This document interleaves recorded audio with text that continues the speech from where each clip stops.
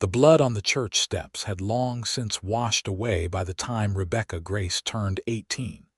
But Father Michael still remembered the tiny bundle he had found there on that frozen January morning in 1867, wrapped in nothing but a threadbare shawl and a note that said only, "Please forgive me."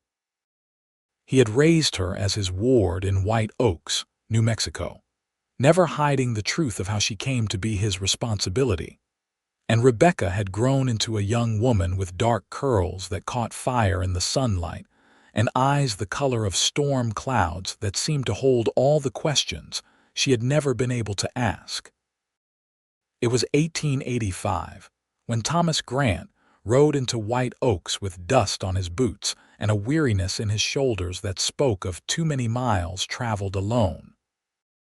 He was 24 years old, tall and lean with sun-darkened skin and eyes the color of whiskey, and he carried himself with the quiet confidence of a man who had learned young that survival meant keeping your wits sharp and your gun hand steady. He had been riding the circuit between cattle ranches for the better part of 6 years, taking work where he could find it, never staying long enough to put down roots or form attachments that might make leaving painful.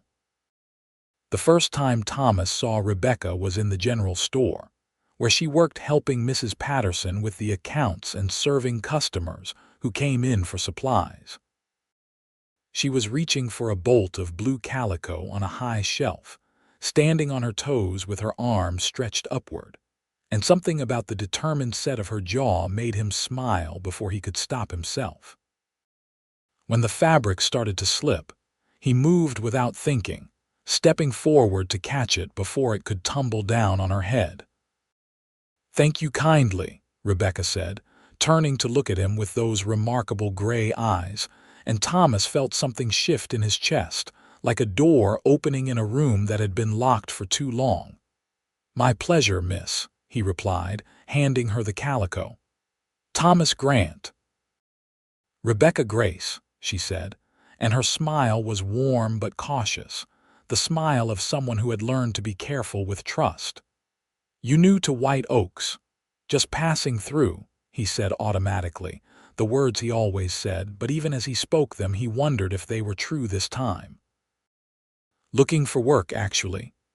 Know anyone hiring the Lawson Ranch about 5 miles west," Rebecca told him, setting the calico on the counter. "They lost 3 hands last month when the boys decided to try their luck in the silver mines up north. Mr. Lawson was in here yesterday complaining about it." Thomas nodded his thanks and bought the tobacco he had come in for, but he found himself lingering, asking questions about the town that he did not really need answered, just to keep Rebecca talking.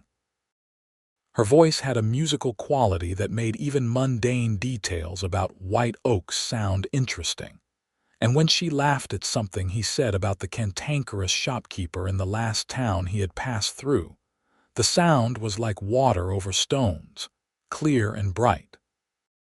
He got the job at the Lawson Ranch, and he told himself it was just good timing, just luck, nothing to do with gray eyes and a smile that had stayed with him all the way out to the property. Mr. Lawson was a gruff man in his 50s with a mustache that drooped past his chin and hands gnarled from decades of ranch work. But he knew horseflesh and he knew men, and after watching Thomas handle a fractious mare in the corral, he hired him on the spot. "You have a way with difficult creatures," Mr. Lawson observed, leaning against the fence rail. "I find most things settle down if you approach them right," Thomas said, running a hand down the mare's neck as she finally stopped trying to bite him. "Rushing never helps." The work was hard but honest, the kind Thomas had been doing since he was barely old enough to sit a horse properly. He rose before dawn to help with the feeding, spent his days mending fences and moving cattle and breaking green horses to saddle, and fell into his bunk each night with aching muscles and dirt under his fingernails. It should have been enough to keep his mind occupied, but he found his thoughts drifting back to the general store, to Rebecca Grace, and the way she had looked at him like she was trying to solve a puzzle. He made excuses to go into town more often than necessary. A new rope when the old one would have served another month. Nails that the ranch probably had somewhere in the barn if he had looked harder. Each time he stopped by the general store, and each time, Rebecca seemed genuinely pleased to see him, greeting him with that warm smile and asking about his work with an interest that felt real rather than merely polite. "How is that mare treating you?" she asked one afternoon in late February when he came in ostensibly to buy thread for mending his shirt. "Better," Thomas admitted. "She let me saddle her yesterday without trying to kill me. I count that as progress." "Mr. Lawson says you are the best hand he has had in years," Rebecca said, measuring out the thread. "He was in here bragging about you to anyone who would listen." Thomas felt heat creep up his neck. "He is being generous." "I do not think so," Rebecca said, looking at him with those storm cloud eyes. "Father Michael says you are always the first one in church on Sunday, and you actually pay attention to the sermon, which is more than most of the cowboys do. Father Michael notices that." "Father Michael notices everything," Rebecca said, and there was affection in her voice. "He raised me, you know, after someone left me on the church steps as a baby." The words were said matter-of-factly, but Thomas heard the weight behind them, the old hurt that had been carried so long it had worn smooth like a river stone. "That must have been hard," he said carefully, "not knowing where you came from." "Sometimes," Rebecca admitted, wrapping the thread in brown paper. "But Father Michael gave me a good life, a home, love. I try not to dwell on what I do not have when I have been given so much."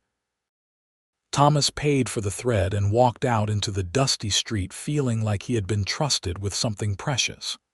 He understood better now why Rebecca had that careful way about her, that wariness beneath the warmth. She had been abandoned once, left like something unwanted, and the scar of that ran deep even if she did not speak of it often. He started finding reasons to talk to Father Michael after Sunday services, helping to stack hymnals or sweep the church floor. And the old priest regarded him with knowing eyes that saw more than Thomas was comfortable with. "You have taken a shine to my girl," Father Michael said one Sunday in March, not unkindly. Thomas considered denying it, then decided there was no point. "Yes, sir. She has had a few young men come calling over the years," Father Michael said, settling into a pew with a sigh that spoke of old bones and long service. "None of them stuck. They wanted something from her, you understand, wanted to fix her or save her like she was some kind of charity project." She could see right through it. "I do not want to fix her," Thomas said quietly. "I think she is perfect as she is." Father Michael studied him for a long moment, then nodded slowly. "Then perhaps you have a chance. But understand this, son. Rebecca has spent her whole life wondering why her mother left her on those steps. She does not need someone else who is going to walk away when things get complicated." The words hit Thomas harder than he expected, because Father Michael had seen through to the truth of him with uncomfortable accuracy. He had spent 6 years never staying anywhere long, never letting anyone get close enough to matter, because it was easier to leave when there was nothing to leave behind. But the thought of leaving White Oaks, of saddling his horse and riding away from Rebecca Grace, made something in his chest ache in a way he had never experienced before. "I am not going anywhere," he said, and meant it. Over the following weeks, Thomas courted Rebecca with a patience that surprised him. He brought her wildflowers from the range, the kind that grew stubbornly in rocky soil and bloomed despite the harsh climate. He walked her home from the general store in the evenings, carrying whatever parcels she had acquired during the day. They talked about everything and nothing, about the books she loved to read, about the places he had traveled, about their dreams for the future. "What do you want, Thomas?" Rebecca asked him one evening as they sat on the bench outside the church, watching the sun paint the sky in shades of gold and crimson. "Really want, I mean, not just what you think you should want." Thomas was quiet for a moment, considering. "I want to stop running," he said finally. "I want to find a place that feels like home and stay there. Build something that matters. Maybe have a family someday if I am lucky enough to find the right person." Rebecca looked at him, and there was something vulnerable in her expression. "Do you think you could find that here, in White Oaks?" "I think I already have," Thomas said, and he took her hand, feeling the calluses on her palm from years of hard work, the strength in her fingers. "Rebecca, I know I have only been here a few months, and maybe it is too soon to say this, but I have never felt about anyone the way I feel about you. You make me want to be better. You make me want to stay." "I feel the same," Rebecca whispered, and there were tears shining in her eyes. "But Thomas, I am afraid. Everyone I have ever loved has stayed, but the person who should have loved me most left me on those steps. What if there is something wrong with me? What if you wake up one day and realize you made a mistake?" Thomas cupped her face in his hands, thumbs brushing away the tears that had started to fall. "There is nothing wrong with you. Your mother made a choice, and maybe it was the only choice she thought she had, but it does not say anything about who you are.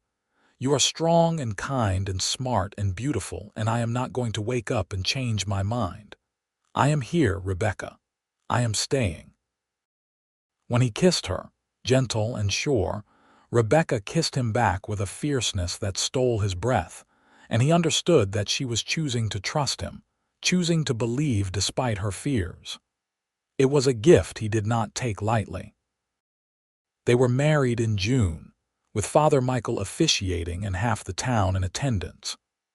Rebecca wore a dress she had sewn herself from ivory silk that Mrs. Patterson had ordered special from Santa Fe, and she carried a bouquet of the same wildflowers Thomas had been bringing her for months. When Thomas slipped the simple gold band onto her finger and promised to love her for the rest of his life, he saw the last of the wariness fade from her eyes, replaced by a joy so pure it made his throat tight.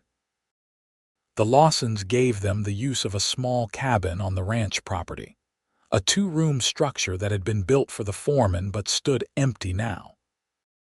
It was not much, but Rebecca turned it into a home with checked curtains for the windows and wildflowers on the table, and the smell of fresh bread that greeted Thomas when he came in from the range each evening.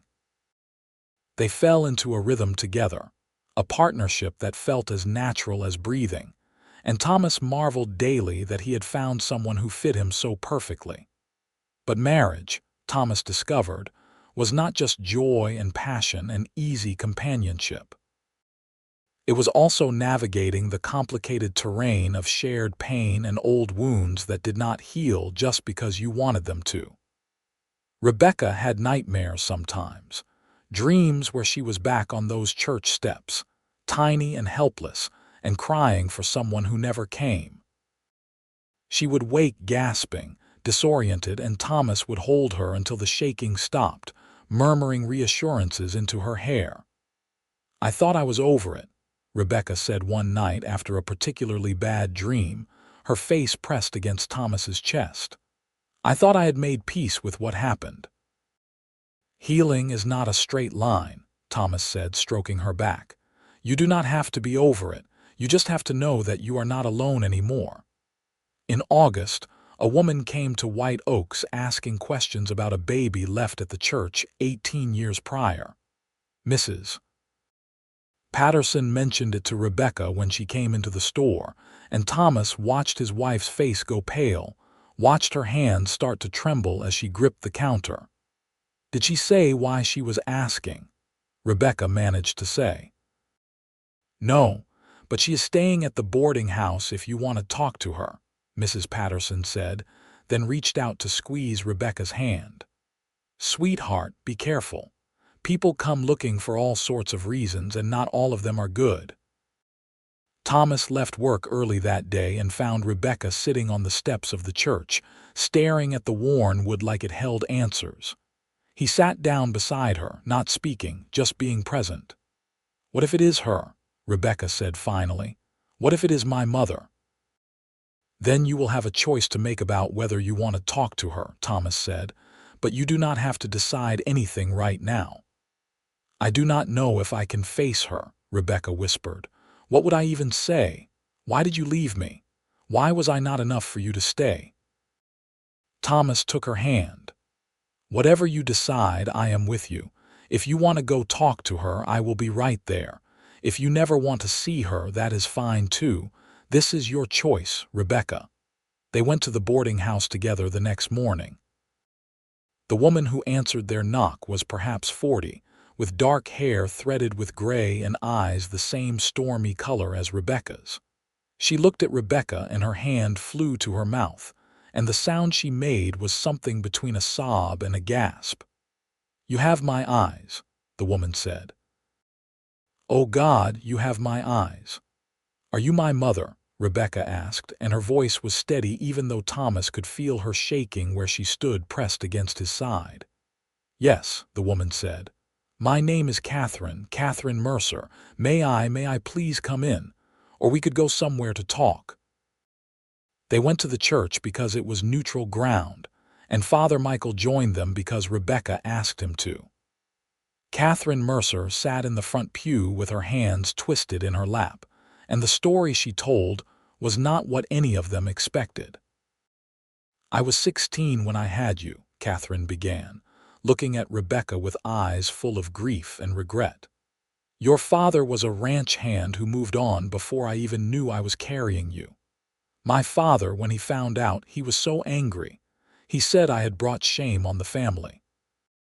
He said I had to get rid of you, give you to the church, or leave you somewhere, because he would not have a bastard grandchild under his roof." Rebecca's breath hitched, and Thomas tightened his arm around her shoulders. "I did not want to leave you," Catherine continued, tears streaming down her face. "But I was 16 and terrified, and I had no money, no way to take care of you on my own. My father said if I kept you, he would throw us both out and we would starve. I thought at least at the church you would be found, you would be cared for. I thought I was doing the right thing, even though it broke my heart." "Why now?" Rebecca asked, her voice cracking. "Why come looking for me now after 18 years?" "Because my father died last year," Catherine said. "And because I have spent every single day since I left you on those steps regretting it. I wanted to find you, to see if you were all right, to tell you that leaving you was not because there was anything wrong with you. It was because I was young and scared and I did not have the strength I should have had. I do not expect you to forgive me. I just needed you to know the truth." The silence in the church was heavy, broken only by the sound of Catherine's crying. Rebecca sat rigid beside Thomas, processing, and he could practically see her mind working through the implications of what she had just learned. "Did you ever try to come back?" Rebecca asked finally. "Did you ever try to see if I was all right?" Catherine shook her head miserably. "I was too afraid. Afraid you would hate me. Afraid I would make things worse. I should have been braver. I should have fought harder for you. I am so sorry." Rebecca stood abruptly, and for a moment Thomas thought she might walk out, but instead she turned to face Catherine fully. "I spent my whole childhood thinking I had not been good enough," she said, and her voice was shaking now. "Thinking there was something wrong with me that made you not want me. And now you are telling me it was not about me at all. It was about you being scared and your father being cruel." "Yes," Catherine whispered. "I am so sorry." "I do not know if I can forgive you," Rebecca said. "Not yet, maybe not ever, but I think I understand better now, and I am glad you told me the truth." Catherine stood, hope and heartbreak warring in her expression. Could I write to you sometimes? I would like to know about your life if you would let me. No pressure, no expectations, just to know you are well." Rebecca looked at Thomas, and he gave her a small nod, letting her know the decision was hers. "All right," she said finally. "You can write. I cannot promise I will write back right away, but you can write." Catherine left White Oaks the next day, but she did write. Letters that came once a month with news of her life in Santa Fe, where she now lived as a seamstress. Rebecca read them, though she did not respond to the first few, and Thomas watched his wife slowly begin to make peace with the past. It was not instant healing, not a simple resolution, but it was a beginning. "You think I should forgive her?" Rebecca asked Thomas one night as they lay in bed, the moonlight streaming through the window. "I think forgiveness is not something you decide once and it is done," Thomas said, pulling her close. "I think it is something you choose every day, and some days are easier than others." "But I also think you do not owe her anything, Rebecca. Whatever you decide to feel about her is valid." "I am angry with her," Rebecca admitted. "But I am also angry at her father and angry at a world that puts 16-year-old girls in impossible situations. And underneath the anger, I think there is some part of me that is glad she did not just forget about me. Glad that leaving me mattered to her, even if it took her 18 years to say so." By September, Rebecca had started writing back to Catherine. Short letters at first that gradually grew longer as she found she had things to say after all. She told Catherine about her life with Father Michael, about working at the general store, about Thomas and their marriage, and the home they were building together. Catherine wrote back with enthusiasm, sending a beautiful quilt as a wedding gift that must have taken her months to sew. Life settled back into routine, but it was a richer routine now. One where Rebecca seemed lighter somehow, like a burden she had carried for years had finally been set down. Thomas watched her bloom with a fierce pride, watched her laugh more easily and dream bigger dreams, and he fell more in love with her every single day. In November, Rebecca came to him with news that made his heart stutter in his chest. "I think I am pregnant," she said, nervous and excited all at once. "I am not certain yet, but all the signs are there." Thomas picked her up and spun her around, whooping with joy, and when he set her down, he kissed her thoroughly, pouring all his love and excitement into the gesture. "We are going to have a baby," he said wonderingly. "Rebecca, we are going to be parents. Are you ready for that?" Rebecca asked, searching his face. "It is going to change everything." "I am ready," Thomas said firmly. "I am ready to build a life with you, whatever that looks like. We will figure it out together." The pregnancy progressed through the winter, and Rebecca remained remarkably well despite the morning sickness that plagued her first few months. Thomas fussed over her like a mother hen, which she found both endearing and exasperating, and Mrs. Lawson took it upon herself to educate Thomas on everything he needed to know about babies, which was considerably more than he had realized. "You need to set up a cradle," Mrs. Lawson instructed during one of her visits to the cabin. "And get soft blankets, and you will need proper nappies, and a good rocking chair for Rebecca to nurse in." Thomas acquired all of these things with the dedication of a man on a mission, building the cradle himself from pine wood and sanding it until it was smooth as silk. Rebecca sewed blankets and tiny gowns from soft flannel, her face peaceful as she worked, and Thomas would sit beside her in the evenings with his hand on her growing belly, feeling their child kick and turn. "What should we name the baby?" Rebecca asked one March evening as they sat together watching the fire. "I do not know," Thomas admitted. "What names do you like?" They debated this for weeks, testing out options and discarding ones that did not feel right. Rebecca wanted something strong but not harsh, classic but not common. Thomas just wanted something that their child could be proud to carry. The baby came in late May, on a warm afternoon when the wildflowers were blooming across the range. The labor was long and difficult, and Thomas paced outside the cabin while Mrs. Lawson and the midwife attended Rebecca, feeling more helpless and terrified than he had ever felt in his life. When he finally heard the sharp cry of a newborn, he burst through the door to find Rebecca exhausted but smiling, holding a tiny bundle wrapped in one of the flannel blankets she had made. "It is a boy," Rebecca said, her voice hoarse from hours of effort. "Thomas, we have a son." Thomas crossed the room in 2 strides and looked down at the red-faced infant in his wife's arms, feeling his heart expand in a way he had not known was possible. "He is perfect," he breathed. "Rebecca, he is absolutely perfect." They named him Michael, after Father Michael, who had given Rebecca a home when she had none. And the old priest wept openly when they told him, holding the baby with practiced ease, and pronouncing him a fine, healthy boy who would no doubt grow up to be a credit to his parents. Catherine came to visit when Michael was 3 months old, traveling from Santa Fe with a trunk full of baby clothes she had sewn herself. Rebecca was nervous about the visit, but when Catherine held Michael for the first time and looked at Rebecca with such pride and love, something in Rebecca seemed to heal just a little bit more. "You are going to be an amazing mother," Catherine said softly. "Thank you for letting me be part of this." "Thank you for coming," Rebecca replied, and she meant it. The years rolled by in a blur of diapers and sleepless nights, and the indescribable joy of watching their son grow.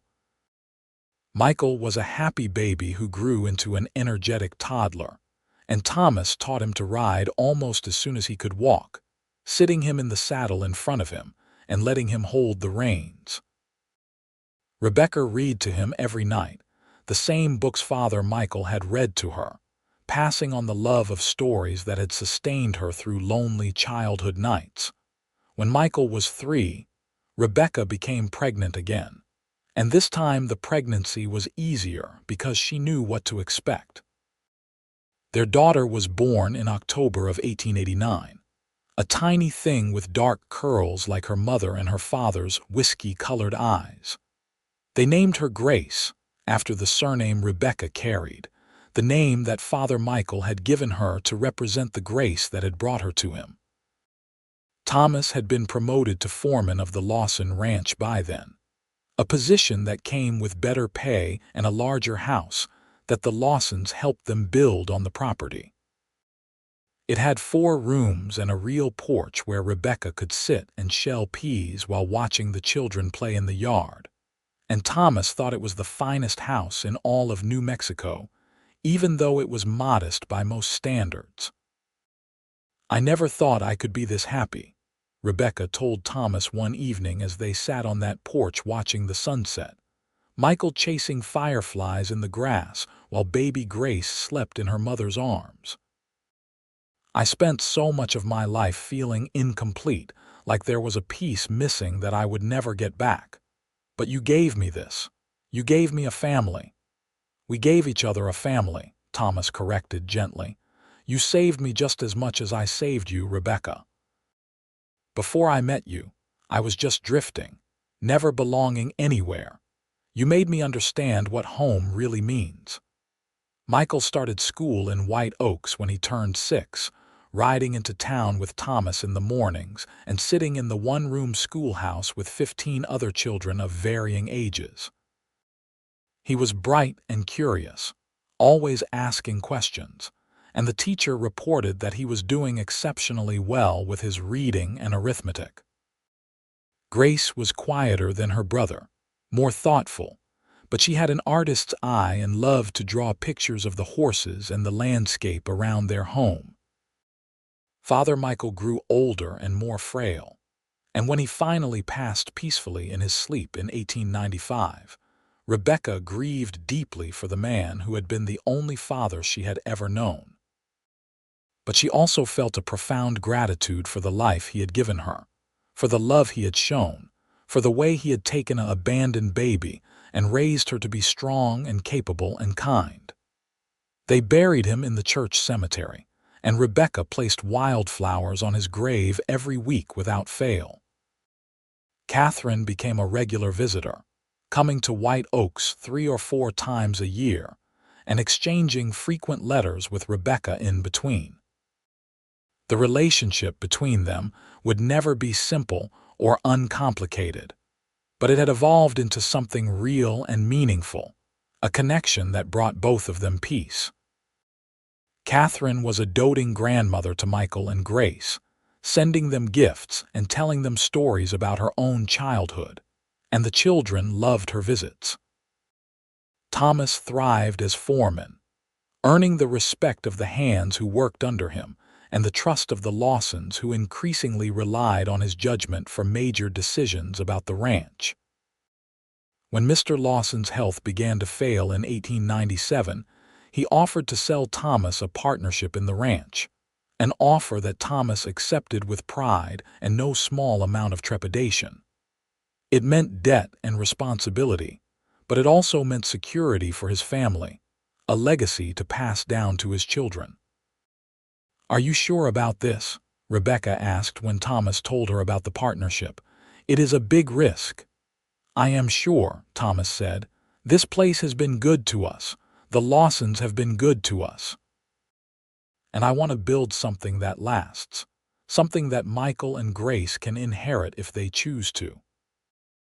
They celebrated Thomas's 30th birthday in 1891 with a party that half the town attended, and Rebecca gave him a watch that she had saved for months to buy, gold-plated with his initials engraved on the back. Thomas was deeply moved by the gift, not because of its monetary value but because of what it represented. Time, commitment, the years they had already built together and the years still to come. "Thank you," he said, kissing her softly. "For this, for everything, for choosing me." "Always," Rebecca promised. "Every day I choose you." Michael expressed an interest in ranching, following his father around and pestering him with questions about cattle and horses and land management.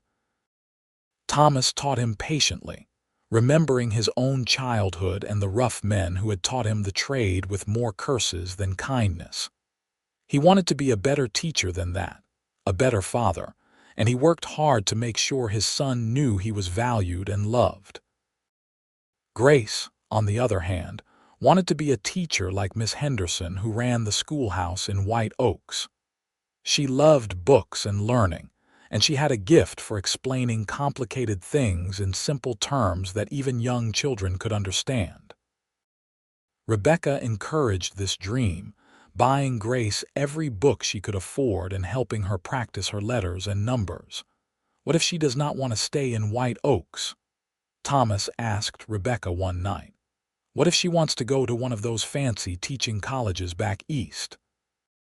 "Then we will find a way to make that happen," Rebecca said firmly. "I do not want our children to feel limited by where they come from. They should be free to chase their dreams." In 1900, when Thomas was 33 and Rebecca was 31, they welcomed their third and final child, another son they named Samuel. He was a surprise, coming along when they had thought their family was complete, but he was a welcome surprise, a joyful addition who brought new energy into their home. Michael and Grace adored their baby brother, taking turns helping to care for him and playing with him as he grew. The new century brought changes to White Oaks and to New Mexico as a whole. The railroad expanded, bringing more people and more commerce. The wild frontier days were fading into memory, replaced by something more settled and civilized. Thomas watched these changes with mixed feelings, nostalgic for the open ranges of his youth, but grateful for the stability and opportunity that the modern era offered his children. Rebecca opened a small lending library in White Oaks in 1902, using their house as the repository for donated books that people could borrow for free. It was not a money-making venture, but it was something that brought her joy and that served the community, and Thomas supported it wholeheartedly. Children and adults alike came to borrow books, and Rebecca knew every volume in her collection, could recommend the perfect story for any reader. "You are making a difference," Thomas told her as they shelved returned books one evening. "All these people who now have access to books they could never afford to buy, that is because of you."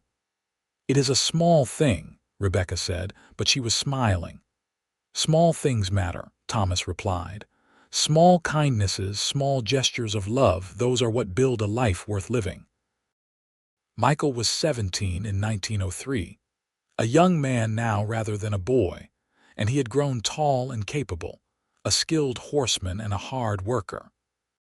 He had started courting the daughter of a neighboring rancher, a sweet girl named Emily, who made him smile in a way that reminded Thomas of how Rebecca made him feel. Thomas gave Michael the same talk that Father Michael had once given him, about respect and responsibility and the importance of being a man worthy of the woman you love. "I want to do right by her," Michael said seriously. "The way you do right by Mother." "Then you will," Thomas said, clapping his son on the shoulder. "You are a good man, Michael. You will figure it out." Grace was 15, still dreaming of teaching, and she had started helping Miss Henderson with the younger students at the school, gaining practical experience. She was patient and kind, and the children responded well to her.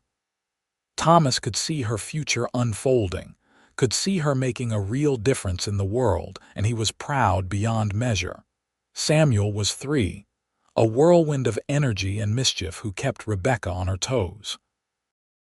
He was fearless in a way that sometimes terrified his parents, climbing everything and exploring everything, and asking endless questions about how the world worked. But he was also affectionate, freely giving hugs and kisses, and he had a laugh that was pure joy. On their 20th wedding anniversary in June of 1905, Thomas took Rebecca on a trip to Santa Fe, leaving the children in the capable hands of Mrs. Lawson and her daughters. It was the first time they had been alone together for more than a few hours since Michael was born, and the freedom of it was intoxicating. They stayed in a nice hotel, ate at restaurants, walked through the plaza holding hands like newlyweds. 20 years, Rebecca marveled as they stood on the balcony of their hotel room looking out at the city lights. "It feels like yesterday and like forever all at the same time." "Best 20 years of my life," Thomas said, wrapping his arms around her from behind. "Do you have any regrets?" "Not a single one," Rebecca said, leaning back against him. "You gave me everything I did not know I needed. A home, a family, a place to belong. I love you so much, Thomas." "I love you too," he murmured into her hair. "More every day." They made love that night with the tenderness of long familiarity and the passion that had never faded between them. And Thomas thought about how lucky he was to have found this woman, this life. He had been drifting when he came to White Oaks, untethered and alone, and Rebecca had anchored him, had given him purpose and meaning. Back home, life continued its steady march forward. Michael married Emily in 1907, a beautiful wedding that brought both families together, and they built a small house on the ranch not far from Thomas and Rebecca's home. Grace left for teaching college in 1908, heading to Albuquerque to study pedagogy and literature. And while Rebecca cried when they put her on the train, she was also fiercely proud of her daughter's courage and ambition. Samuel grew into a boy who loved the land as much as his father and brother did, who could read the weather in the sky and the health of cattle with a glance. He was quieter than Michael had been at that age, more introspective, but he had a deep well of kindness that showed itself in how he treated animals and people alike. In 1909, Michael and Emily had their first child, a daughter they named Rebecca, and Thomas became a grandfather at the age of 42.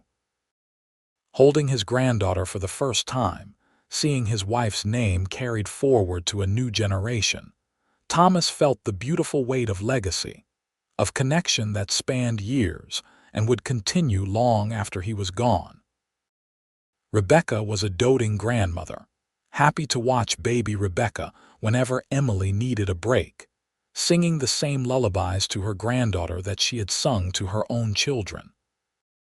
Catherine, now in her 60s, still visited regularly, and the sight of 4 generations of women together, the thread unbroken despite the rough start, never failed to move Thomas deeply.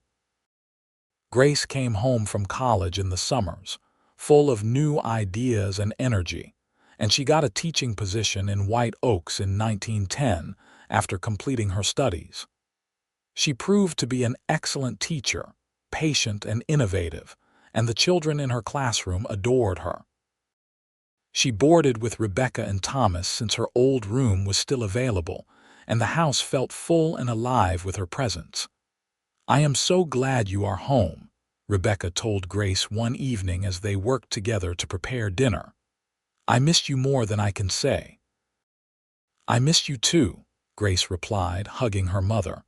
"But I needed to go, needed to prove to myself that I could do it. And now I get to come back and use what I learned to help people here. It is the best of both worlds." Samuel was 10 in 1910, and he had started taking on more responsibilities around the ranch, proving himself capable and trustworthy. Thomas taught him everything he knew, the skills and knowledge accumulated over decades of hard work, and Samuel absorbed it all like a sponge. Michael, now with 2 children of his own after Emily gave birth to a son named Thomas in 1911, had grown into an excellent partner in the ranch operation, and father and son worked together seamlessly. The years between 1910 and 1915 were golden ones for the family. The ranch prospered, the children thrived, and Thomas and Rebecca settled into middle age with gratitude and contentment. They took walks together in the evenings, talking about their day and their dreams and their memories, and Thomas never stopped marveling at how perfectly Rebecca fit against his side when he put his arm around her. "You ever think about that first day we met?" Thomas asked one evening as they walked through the wildflowers near their house. "When you were reaching for that calico in the store, all the time," Rebecca said, smiling up at him. "I thought you had kind eyes. I thought maybe you were someone I could trust. Was I?" Thomas asked, though he knew the answer. "You were," Rebecca confirmed. "You are. The best decision I ever made was saying yes when you asked to court me." "The best decision I ever made was staying in White Oaks," Thomas replied. "I almost did not, you know. I almost just took that job at the Lawson Ranch for a month or 2 and then moved on like I always did. But something made me stay." "I am glad you stayed," Rebecca said softly. "I cannot imagine my life without you." Father Michael's successor at the church, a young priest named Father John, asked Rebecca in 1912 if she would be willing to share her story with young women in the parish who were facing difficult situations. Rebecca was hesitant at first, unsure if dredging up the past would be helpful, but ultimately she agreed. She spoke to small groups about being abandoned, about the pain of not knowing where you came from, but also about the possibility of healing, of building a life that mattered despite a rough beginning. "You are not defined by what was done to you," Rebecca told these young women. "You are defined by what you choose to do with the life you have been given. I could have stayed angry and bitter about being left on those steps. Instead, I chose to be grateful for the family that took me in, and later for the family I built with my husband. That choice made all the difference." The talks were impactful, and young women sought Rebecca out for advice and encouragement. She never tried to tell them what to do, but she listened, and she shared her own experience, and many of them later told her how much it had helped them. Thomas was proud of his wife for turning her pain into something that could help others, for being brave enough to be vulnerable in service of something larger than herself. In 1914, war broke out in Europe, And while America was not yet involved, the news was troubling and the world felt less stable than it had. Michael was too old and too established to be called up if America did enter the war, but Samuel was 14 and Grace was 26, and Thomas worried about what the future might hold for them if the conflict spread. He did not speak of these fears often, not wanting to borrow trouble, but Rebecca knew him too well to miss the shadow in his eyes when he read the newspaper. "We will face whatever comes," Rebecca said, taking his hand. "Together, the way we always have." Grace met a man in 1915, a fellow teacher named Daniel who had come to White Oaks from Texas. He was intelligent and kind, with a dry sense of humor that made Grace laugh. And when he asked permission to court her, Thomas gave it gladly after determining that Daniel was an honorable man who would treat his daughter well. They married in 1916, a quiet ceremony that nonetheless felt joyful and right, and Grace glowed with happiness in a way that made Thomas's throat tight with emotion. "Another daughter married," he said to Rebecca as they danced at the reception. "They are all growing up." "They are supposed to," Rebecca replied, though her eyes were suspiciously bright. "We raised them to be independent and strong. We should be proud that they are making their own lives." "I am proud," Thomas said, "and grateful that they are all still close by. I do not know what I would do if they scattered to the winds." Samuel was 16 in 1916, and he had grown into a serious young man with his father's work ethic and his mother's thoughtful nature. He talked about wanting to study agriculture formally, maybe go to the land-grant college up in Las Cruces, and Thomas encouraged this even though part of him wanted to keep his youngest son close. Education was important, and if Samuel could bring new knowledge and techniques back to the ranch, that would benefit everyone. Michael's third child was born in 1917. Another daughter they named Catherine after Rebecca's mother, and the honor brought tears to Catherine Mercer's eyes when she came to visit and meet her newest namesake. She was 70 years old now, moving more slowly but still sharp as ever, and she told Thomas privately that seeing Rebecca happy and surrounded by family was more than she had ever dared to hope for. "Thank you," Catherine said to Thomas one evening as they sat on the porch watching the grandchildren play. "Thank you for loving my daughter the way she deserved to be loved." "It was not hard," Thomas said honestly. "Rebecca is easy to love." "Not everyone sees that," Catherine replied. "Not everyone has the patience to see past the walls people build to protect themselves. You did. That matters." America entered the war in 1917, and the world changed in ways both subtle and profound. Samuel registered for the draft as required when he turned 18 in 1918, but the war ended before he could be called up, sparing the family that particular anxiety. The influenza epidemic that followed the war was more frightening in some ways, sweeping through communities and killing indiscriminately, but White Oaks was relatively spared due to its isolation, and the family emerged unscathed. 1920s brought prosperity and change. The ranch continued to do well, and Thomas was able to expand their holdings, purchasing adjoining land when it became available.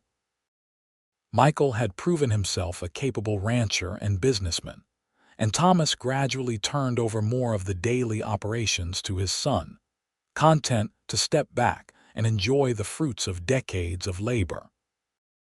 He was 53 in 1920, not old but no longer young, and he felt the years in his joints on cold mornings. Rebecca turned 51 in 1920, and she was still beautiful to Thomas, her dark hair now threaded with silver and her face lined with the marks of a life well lived. She had closed the lending library in 1918 when her health had faltered briefly. But she had recovered and now spent her time with grandchildren and with the various charitable works of the church. She was beloved in White Oaks, known for her kindness and wisdom, and people sought her counsel on matters both practical and personal. "We have built a good life," Rebecca said to Thomas on his 55th birthday in 1922, as they sat together on their porch watching the sunset, a ritual they had performed thousands of times. "Better than I ever imagined possible when I was a girl." "We have," Thomas agreed, reaching for her hand. "And it is not over yet. We have years ahead of us still."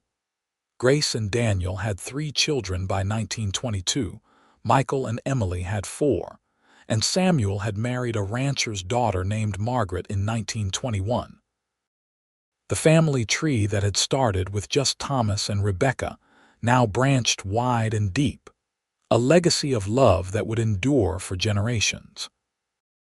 Catherine Mercer passed away peacefully in her sleep in 1923, and Rebecca grieved but also felt closure, grateful that she had been able to reconcile with her mother and build something meaningful out of that difficult relationship. "She did her best in the end," Rebecca said at Catherine's funeral. "She could not undo the past, but she showed up for the present. That counts for something." Thomas and Rebecca's 30th anniversary in 1915 had been celebrated with another trip to Santa Fe, but their 40th in 1925 was celebrated at home, surrounded by children and grandchildren and friends, a huge party that went late into the night. Thomas looked around at all the people gathered, at the family they had created, at the community they had served, and he felt a profound sense of accomplishment and peace. 40 years, he said in his toast, raising his glass. 40 years with the most amazing woman I have ever known. Rebecca, you have made every single day worth living. You turned a drifter into a husband and father and grandfather. You gave me a home when I did not even know I needed one. I love you more today than I did the day we married, and I will love you more tomorrow than I do today. Here is to 40 more. The room erupted in cheers and applause, and Rebecca wiped tears from her eyes as she stood to kiss Thomas. And the love between them was so evident that more than one person in attendance commented on it later, saying they had never seen a couple so clearly devoted to each other after so many years. Samuel and Margaret's first child was born in 1925, a son they named Michael after his grandfather and great-uncle, and Thomas held his newest grandson with hands that trembled slightly with age and emotion. Life was coming full circle in beautiful ways, and Thomas marveled at the grace that had brought him to this moment, to this place, to this family. In 1927, when Thomas was 60 and Rebecca was 58, they took a trip back to the church where Rebecca had been found all those years ago. It had been renovated several times since then, but the steps were the same, worn smooth by decades of feet passing over them. Rebecca stood looking at those steps for a long time, and Thomas stood beside her, waiting. "I used to hate these steps," Rebecca said finally. "They represented rejection, abandonment, everything I was afraid of." "And now?" Thomas asked gently. "Now they represent possibility," Rebecca said, turning to look at him with those storm cloud eyes that still took his breath away. "If my mother had not left me here, Father Michael would not have raised me. If Father Michael had not raised me, I would not have been in White Oaks when you rode into town. If I had not been in White Oaks, we would never have met. Everything that happened, even the hard things, led me to you. Led me to our life together. I cannot hate that." Thomas pulled her close, kissing her forehead. "You are the strongest person I know." "I had good teachers," Rebecca replied, leaning into him. "Father Michael taught me resilience. You taught me that I was worthy of love.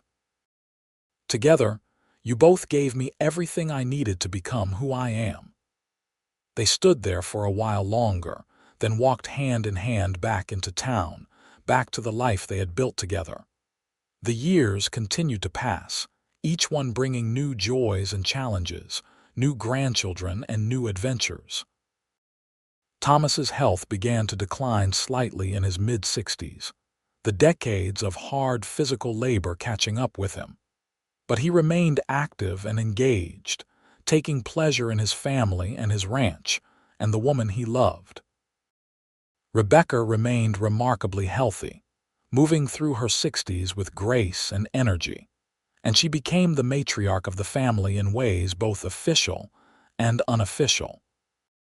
She was the one people came to with problems, the one who gave advice and comfort, the one who held the family together with her steady presence and unconditional love. In 1935, they celebrated their 50th anniversary, a golden milestone that felt almost miraculous. Half a century together, through good times and bad, through joy and sorrow, through all the thousand small moments that made up a life. The celebration was smaller and quieter than their 40th had been, just family gathered around the dinner table, but it was no less meaningful.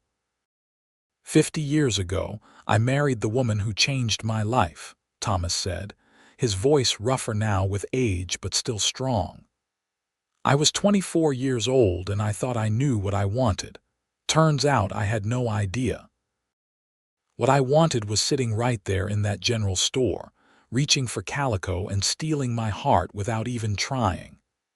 Rebecca, you have been my partner, my best friend, my love, the mother of my children and the grandmother to our grandchildren.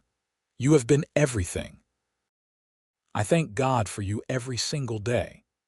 Thomas, Rebecca said, her own voice thick with emotion, you saved me, not just from loneliness or from wondering about the past. You saved me by showing me what it meant to be truly loved. You never wavered, never left, never made me doubt that I was enough. That gift has sustained me through everything. I love you with my whole heart. They kissed, and their children and grandchildren applauded, and Samuel, now 35 and father of 4 himself, said to his own wife, "That is what I want for us, that love that lasts." Thomas passed away peacefully in his sleep in 1938 at the age of 71, with Rebecca holding his hand. He had lived a full life, a good life, and he left behind a legacy that would endure in the family he had helped create and the land he had helped steward. Rebecca grieved deeply, as anyone would after losing their partner of 53 years, but she also felt grateful for every moment they had shared. She lived another 10 years, surrounded by children and grandchildren and even great-grandchildren, remaining sharp and engaged until the end. She told stories about Thomas constantly, making sure that the younger generations knew what kind of man he had been, how he had loved them all through his love for her. She passed away in 1948 at the age of 79. And they buried her next to Thomas under the wide New Mexico sky they had both loved so much.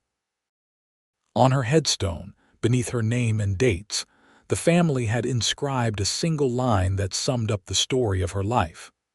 Found on church steps, found her home, found her love. It was a testament to resilience and healing, to the power of love to transform pain into joy, and to the beautiful truth that sometimes the best families are the ones we choose and build rather than the ones we are born into. The ranch continued under Michael's stewardship, and later under his children's, a thriving operation that bore the marks of Thomas's careful management and Rebecca's generous spirit. The family remained close, gathering for holidays and celebrations, telling the story of Thomas and Rebecca over and over until it became legend, a reminder that love and commitment and choosing each other every day could build something that lasted not just a lifetime but for generations. The town of White Oaks changed over the decades, growing and evolving, but the story of the abandoned baby who became the beloved matriarch of one of the area's most respected families remained a source of hope and inspiration for anyone who heard it, a reminder that where you start does not determine where you end up. and that sometimes the most beautiful stories begin in the most unlikely places.